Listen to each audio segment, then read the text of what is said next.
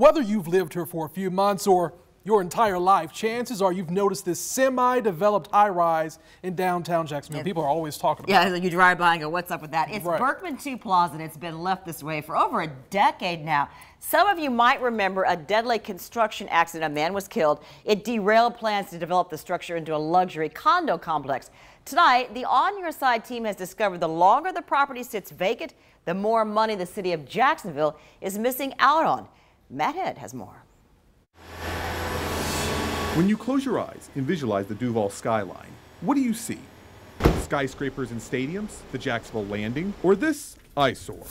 What you're seeing is progress on hold. It is right there. It's a daily reminder. The Berkman 2 condominium project is visible from Duval County property appraiser Jerry Holland's office. So it's actually changed colors as it's kind of aged in our presence. It has become to the point where the structure has no value. A property appraiser's job? Determining property values. In the case of the Berkman, the city makes less than $30,000 per year.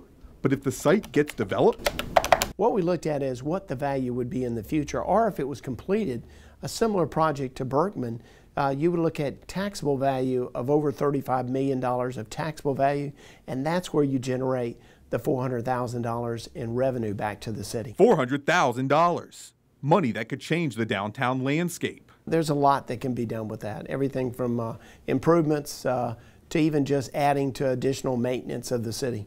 As for now, the owners are trying to sell the property. But what comes first? Stadium-focused downtown development or the Berkman being sold? It's not helping Jacksonville. It's, again, an image that really puts us on hold. In downtown Jacksonville, Matt Head, First Coast News, On Your Side.